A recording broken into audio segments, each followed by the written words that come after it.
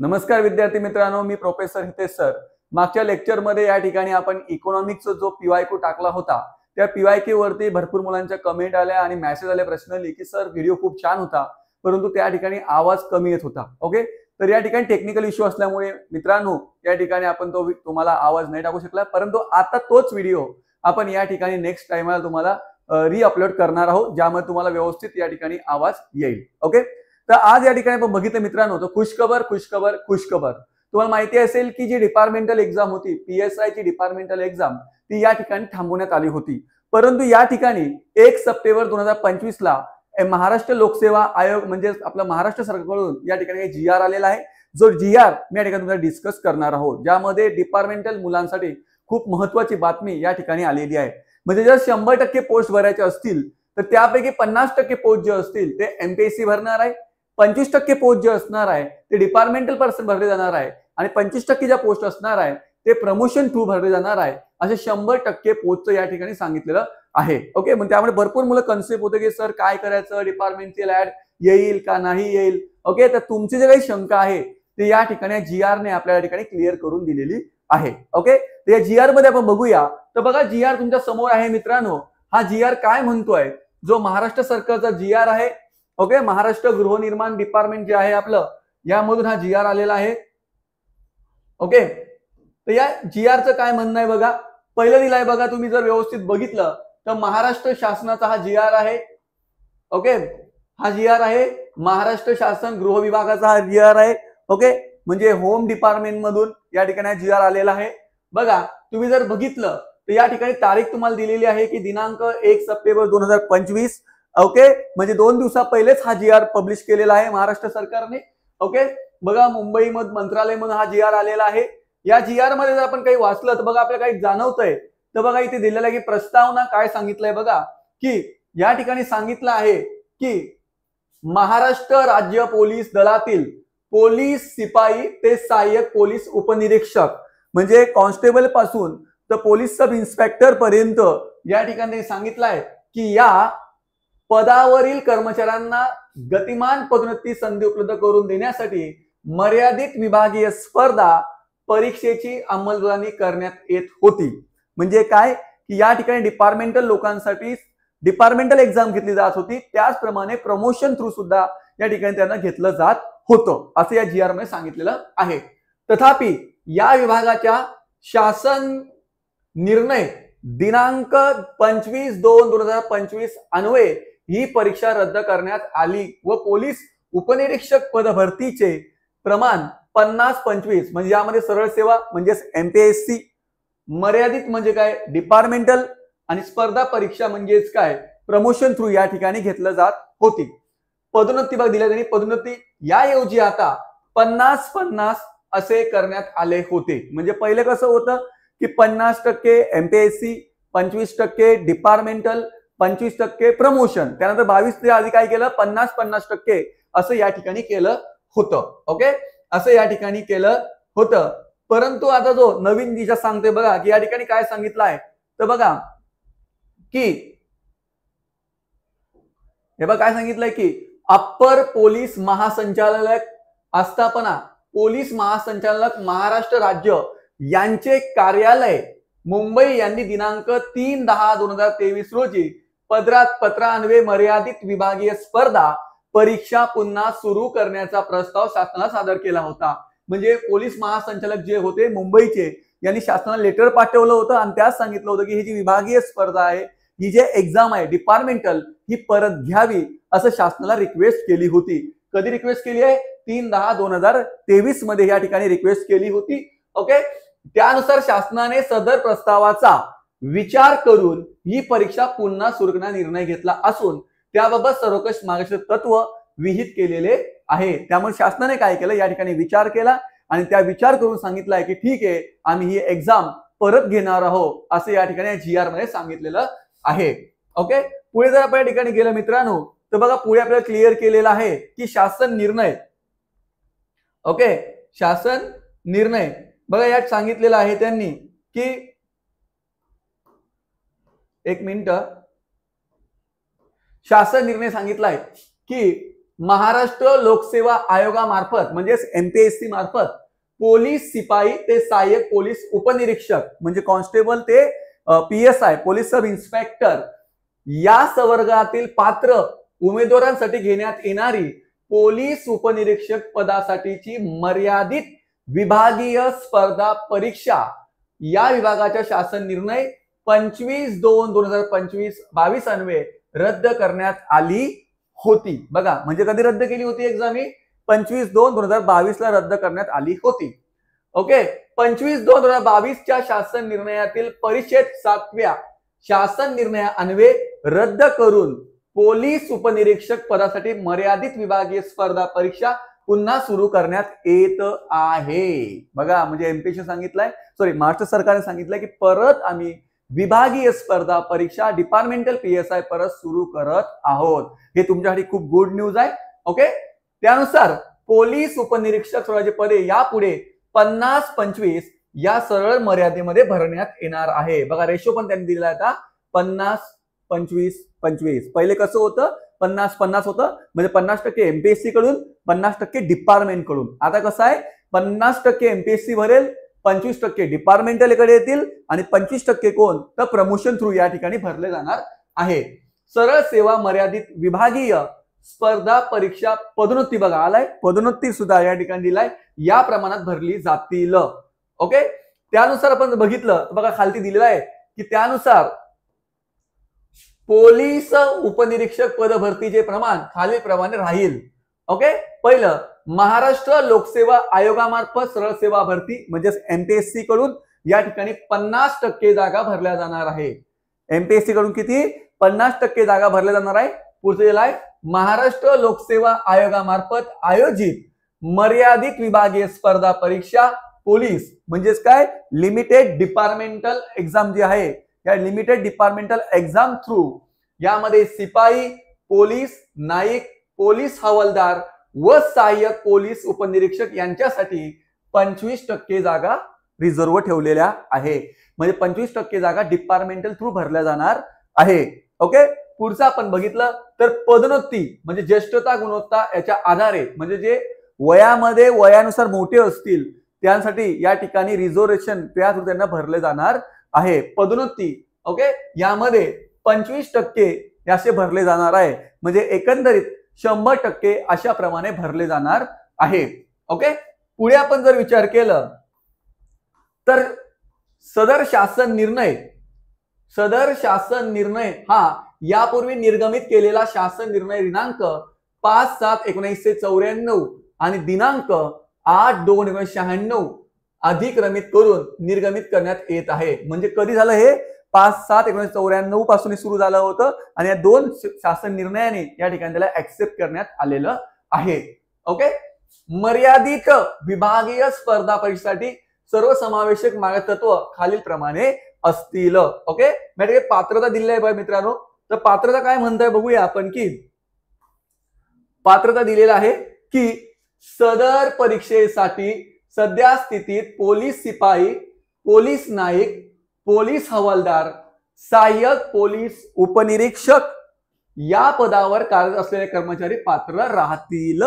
म्हणजे जे ह्या पदावरती कार्यरत असतील त्या लोकांनाच या ठिकाणी प्रमोशन दिलं जाणार आहे। हे स्पष्ट या GR मध्ये मेन्शन केलेलं आहे। ओके जर कर्मचारी महाराष्ट्र राज्य माध्यमिक शाळा प्रमाणपत्र SSC मंडळाची परीक्षा किंवा महाराष्ट्र शासनाने मान्यता दिलेल्या समक्ष परीक्षा उत्तीर्ण झाला असेल तर ज्या वर्षी परीक्षा घ्यायची आहे त्या वर्षाच्या 1 एप्रिल रोजी तिने किमान 6 वर्षाच्या अखंडित नियमित सेवा पूर्ण केलेली असावी। म्हणजे त्याला प्रमोशन द्यायचं असेल किंवा एक्झाम घ्यायची असेल तर तो डिग्री झाल्यापासून 10वी झाल्यापासून त्याने कमीत कमी तिथून 6 वर्षापर्यंत त्याने नोकरी गव्हर्नमेंट मध्ये करली पाहिजे। अशा लोकांनाच या ठिकाणी एक्झाम देता येणार आहे।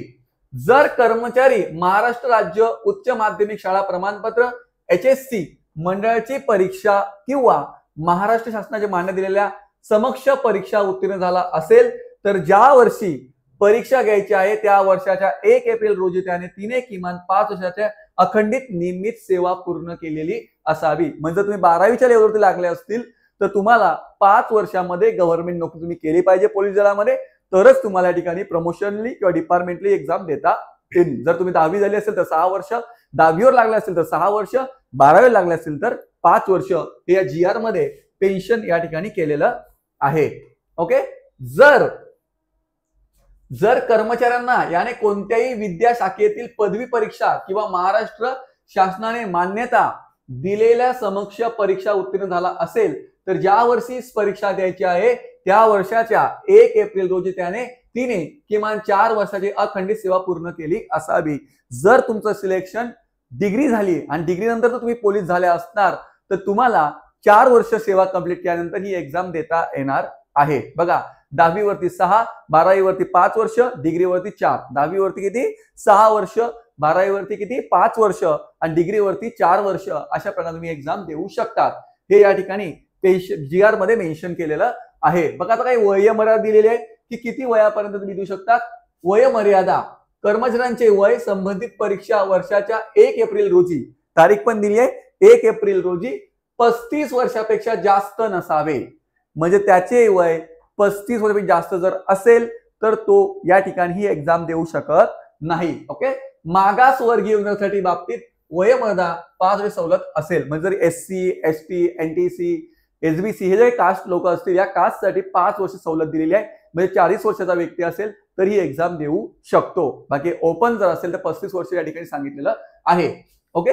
दक्षता प्रमाणपत्र, सदर परीक्षेसाठी अर्ज सादर करताना दक्षतेच्या दृष्टिकोनातून कर्मचाऱ्याच्या विरुद्ध कोणतेही विभागीय चौकशी, फौजदारी कारवाई सुरू नसावी. म्हणजे जर त्याला ही परीक्षा भरायची असेल तर यामध्ये त्याचा कुठलीही केसेस किंवा कुठलाही खटला कोर्टामध्ये चालू नसावा. हे स्पेशल या ठिकाणी मेन्शन केलेलं आहे. ओके. कर्मचारी काम करत असलेल्या संबंधित कार्यालयाने तसे प्रमाणपत्र सादर करावे. म्हणजे हे जे प्रमाणपत्र आहे, हे जे लेटर आहे, तो ज्या डिपार्टमेंटला, ज्या ऑफिसमध्ये काम करत आहे ते ऑफिस किंवा डिपार्टमेंट या ठिकाणी सादर करणं आवश्यक आहे.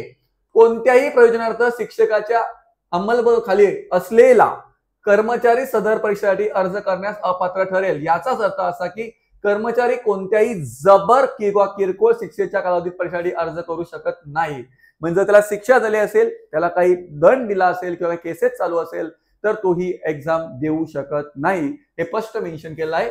याबाबत असेही नमूद करण्यात येते की जर कर्मचाऱ्याला ठपका ठेवणे, सक्त ताकीद देणे अशी शिक्षा झाली किंवा आर्थिक दंड ठोकावला गेला असेल तर अशा शिक्षकांच्या तारखेपासून तो कर्मचारी 1 वर्षासाठी शिक्षेच्या अंमलाखाली राहिला तर त्यानुसार ज्या कारवाई फौजदारी तक्रारीला विभागीय चौकशी किंवा फौजदारी कारवाई करण्यात आहे तो कर्मचारी परीक्षेसाठी बसण्यास अपात्र ठरेल. म्हणजे त्या ठिकाणी ठपका ठेवलाय आणि तो 1 वर्ष या ठिकाणी जर सजेमध्ये बसला असेल, जेलमध्ये असेल तर या व्यक्तीला या ठिकाणी एक्झाम देता येणार नाही. ओके. पुढे सांगितलंय की पोलीस महासंचालक महाराष्ट्र राज्य हे पोलीस उपनिरीक्षक स्वर्गाच्या बिंदू नावानुसार रिक्त पदाचा आढावा घेतील. म्हणजे जे पोलीस महासंचालक असतील ते बिंदू बोलाले असते, किती जागा कुठं खाली काय आहे या ठिकाणी ते आढावा घेतील. पुढील 1 वर्षापर्यंत पदोन्नती, सेवानिवृत्ती व भविष्यातील अन्य कारणामुळे रिक्त होणाऱ्या सर्व पदासह आणि दरवर्षी 1 जानेवारी पर्यंत गृह विभागाला मागणी पत्र सादर करतील. म्हणजे 1 जानेवारी पर्यंत या ठिकाणी रिपोर्ट घेतला जाईल आणि तो दरवर्षी गृह विभाग या ठिकाणी सादर करेल की किती जागा बाकी आहे, किती जागा भरायची आहे या ठिकाणी करेल. ओके. दुसरी, गृह विभाग सदर मागणी पत्र 1 मार्च पर्यंत महाराष्ट्र लोकसेवा आयोगाकडे पाठवेल. म्हणजे जे गृह विभाग आहे ते 1 मार्च पर्यंत MPSC ला लेटर पाठवेल असं या ठिकाणी सांगितलंय. त्यानंतर महाराष्ट्र लोकसेवा आयोग जाहिरात प्रसिद्ध करून मर्यादित विभागीय स्पर्धा परीक्षा आयोजित करेल. म्हणजे क्लिअर झालेला आहे की मार्च नंतरच तुम्हाला या ठिकाणी ही एक्झाम होणार आहे. या लेटर मध्ये स्पष्ट मेन्शन केलेलं आहे. त्यामुळे ज्यांना तयारी करायची लक्षात ठेवा की एप्रिल मे मध्ये याची येणार आहे. ओके. हे GR मध्ये सांगितलंय, यानुसार मी सांगतोय. ओके. पुढे आपण जर बघितलं तर पोलीस उपनिरीक्षक या स्वर्गासाठी घेण्यात येणाऱ्या मर्यादित विभागीय स्पर्धा परीक्षेमध्ये लेखी परीक्षा आणि शारीरिक चाचणी परीक्षा अंतर्भाव असेल.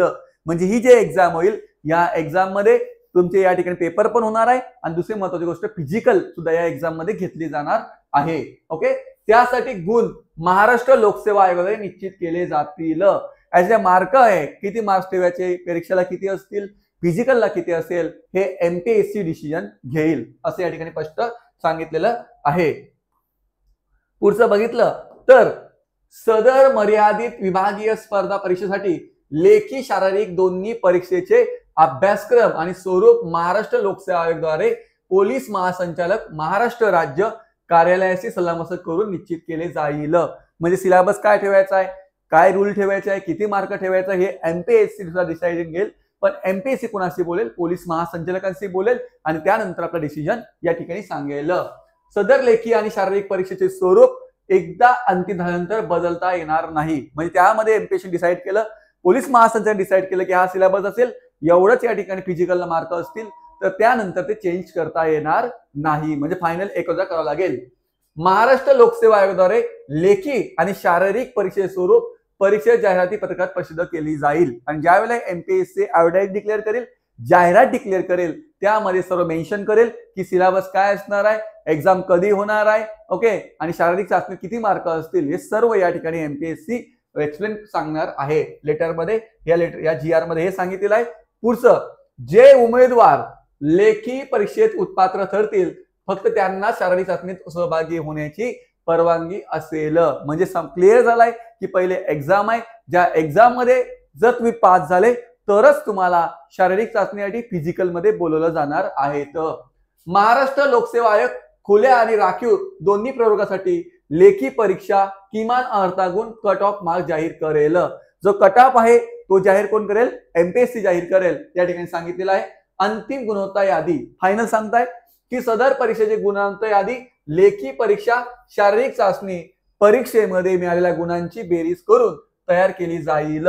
म्हणजे या ठिकाणी फायनल जो रिझल्ट येईल यामध्ये एक्झाम आणि फिजिकल या दोघींचं घेऊन मग फायनल रिझल्ट डिक्लेअर केला जाणार आहे. खुल्या आणि राखीव प्रवर्गासाठी मर्यादित विभागीय स्पर्धा परीक्षेचे किमान अर्धा गुण कट ऑफ मार्क्स महाराष्ट्र लोकसेवा आयोगाद्वारे निश्चित केले जाईल. सदर परीक्षेसाठी कोणती प्रतीक्षा यादी असणार नाही. क्लिअर केलेला आहे की या ठिकाणी जी एक्झाम आहे याचा कट ऑफ एमपीएससी डिक्लेअर करेल. पण खालती मेन्शन केलाय बघा, खूप महत्वाचं मेन्शन केलाय की ही जे एक्झाम आहे या एक्झाम मध्ये वेटिंग लिस्ट लागणार नाही. म्हणजे जर असं पहिले कसं असतं की यांनी पोस्ट नाही घेतली तर वेटिंग लिस्टला घेतलं जायचं, आता इथे वेटिंग लिस्ट लागणार नाही. हे क्लिअर या ठिकाणी जीआर मध्ये सांगितलेलं आहे. ओके, पुढे आपण जर गेले तर बघा की सदर मर्यादित विभागीय स्पर्धा परीक्षेमध्ये उमेदवारांना सादर केलेल्या खोट्या माहितीच्या आधारे तो पात्र झाला असला तरी सदर परीक्षेत तो अपात्र ठरेल. तो शिस्तभंगाच्या कारवाईला जबाबदार असेल. जर त्याने खोटी माहिती भरली असेल आणि त्या खोटे माहितीनुसार पुढे जर सिद्ध झाली तर त्याला या ठिकाणी पदावरून बाहेर काढलं जाईल. दुसरी महत्वाची गोष्ट, त्याच्यावरती या ठिकाणी गुन्हा सुद्धा दाखल केला जाणार आहे. हे पेज या ठिकाणी या जीआर मध्ये मेन्शन केलेलं आहे. ओके, पुढचं सांगताय की स्वयं घोषणापत्र मर्यादित विभागीय स्पर्धा परीक्षेसाठी अर्ज करणारा कर्मचारी त्याच्या अर्जासोबत परिशिष्ट अ मध्ये दिलेल्या नमुन्यात स्वयं घोषणापत्र सादर करेल. सदर स्वयं घोषणापत्र कार्यालय प्रमुखाद्वारे प्रमाणित केले जाईल. मी तुम्हाला तेच सांगितलं, पहिल्यांदा ते सांगितलंय तुझ्या गुन्हे नाहीये ते नाही असं या ठिकाणी सदर तुम्हाला लेटर द्यावं लागेल आणि ते लेटर तुमच्या डिपार्टमेंट थ्रू तुम्हाला या ठिकाणी द्यावं लागेल. हे या ठिकाणी स्पष्ट केलेलं आहे. पुढचं आपल्याला सांगताय की ज्येष्ठता म्हणजे जर वयानं मोठ्यानुसार ज्येष्ठता मर्यादित विभागीय स्पर्धा परीक्षेस सरळ सेवा आणि पदोन्नती भरतीचे दोन्ही वैशिष्ट्य आहेत. ही एक स्पर्धात्मक परीक्षा असल्याने सदर परीक्षेमध्ये पात्र ठरणाऱ्या उमेदवारीची ज्येष्ठता त्यांच्या महाराष्ट्र लोक पोलीस प्रशिक्षण अकादमीच्या प्रशिक्षणानंतरच्या अंतिम गुणवत्तेच्या फायनल रँक आधारे निश्चित केली जाते. म्हणजे तुमचं सिलेक्शन झाल्यानंतर तुमचे फायनल जो रिझल्ट येतो, जे रँक येते, तिथूनच तुमच्या ठिकाणी ज्येष्ठता सिनियरिटी चेक केली जाणार आहे. ही अंतिम गुणवत्ता फायनल रँक महाराष्ट्र लोकसेवा आयोगाद्वारे घेतल्या लेखी आणि शारीरिक परीक्षेमध्ये मिळालेल्या गुणांची आणि महाराष्ट्र पोलीस प्रशिक्षण अकादमीद्वारे घेतलेल्या लेखी आणि शारीरिक परीक्षेमध्ये मिळालेल्या गुणांची बेरीज करून निश्चित केली जाईल. म्हणजे तुम्हाला मार्क किती पडले तुमच्या पोलीस भरतीला ते प्लस एमपीएससीचा मार्क या ठिकाणी फायनली तुम्हाला मग ज्येष्ठता नियमानुसार या ठिकाणी दिलं जाणार आहे. यामध्ये महाराष्ट्र लोकसेवा आयोगाकडील परीक्षा गुण आणि महाराष्ट्र पोलीस अकादमीकडील परीक्षा गुण यांच्या अनुक्रमे गुणोत्तर 70-30 प्रमाणात राहील. ओके, म्हणजे एमपीएससी 70% व्हॅल्यू आणि 30% व्हॅल्यू कोणाची, तर तुमची पोलीस भरतीच्या तुम्ही ते एक्झाम क्वालिफाय केले या ठिकाणी केली जाईल. याशिवाय फॉर सिक्युरिटी कर्मचाऱ्यांनी पूर्वीचे पद तसेच सेवा ज्येष्ठता ग्राह्य धरली जाणार नाही. म्हणजे पहिले सेवा ज्येष्ठता होती, एवढी सेवा केली तेवढी असा दिसे पकडलं जाणार नाही, हे स्पष्ट या ठिकाणी मेन्शन केलंय. तथापि मर्यादित विभागीय स्पर्धा परीक्षा हा पदोन्नतीचा मार्ग असल्याने सदर परीक्षेसाठी सध्या आरक्षण लागू होणार नाही. म्हणजे जे प्रमोशन होणार आहे ते प्रमोशन मध्ये आता आरक्षण SC ST NTC OBC हे चालणार नाही, हे स्पष्ट या ठिकाणी मेन्शन केलेलं आहे. याबाबत माननीय सर्वोच्च न्यायालयासमोर प्रलंबित असलेले SLP 28330 2017 महाराष्ट्र राज्य आणि इतर विरुद्ध विजय घोंगरे आणि इतर यांच्या अंतिम निर्णय निकालाच्या अधीन असेल. म्हणजे या ठिकाणी अजून सुप्रीम कोर्टामध्ये यावरती बाजू आलो आहे, अजून या ठिकाणी सुप्रीम कोर्टाने डिसिजन दिलेला आहे. सदर शासन निर्णय महाराष्ट्र शासनाच्या WWE महाराष्ट्र गव्हर्नमेंट इंडिया या संकेतस्थळावरती उपलब्ध करण्यात आला असून त्याचा संकेत क्रमांक दिलाय 202509011806529429 असा आहे. हा आदेश डिजिटल सॉफ्टवेअरने साक्षांकित करून काढण्यात येत आहे. महाराष्ट्राचे राज्यपाल यांच्या आदेशानुसार नावाने या ठिकाणी हा लिहिलेला आहे. रवींद्र पाटील उपसचिव, ओके, महाराष्ट्र शासन, ओके, यांनी हा GR काढलेला आहे. ओके, तर धन्यवाद मित्रांनो. या ठिकाणी आपण हा जो GR आहे पोलीस उपनिरीक्षक या पदावरती जे MPSC ने विभागीय महाराष्ट्र लोकसेवा महाराष्ट्र सरकारने जो विभागीय स्पर्धा परीक्षेसाठी डिपार्टमेंटल हा जो GR काढलेला आहे तो GR तुम्हाला या ठिकाणी एक्सप्लेन करून दिला. ओके मित्रांनो, तुम्हाला आमचं चॅनल आवडत असेल तर त्याला सबस्क्राईब करा, लाईक करा, कमेंट करा. आणि दुसरी महत्वाची गोष्ट मित्रांनो की या ठिकाणी आपण जास्तीत जास्त PYQ डिस्कस करण्याचा प्रयत्न करत आहे, कारण PYQच हे तुमच्या यशाचे सूत्र आहे. ओके, जेवढे तुमची PYQ ची प्रॅक्टिस होईल तेवढं तुमचं या ठिकाणी यश या ठिकाणी लवकर मिळेल. तर जय हिंद, जय महाराष्ट्र.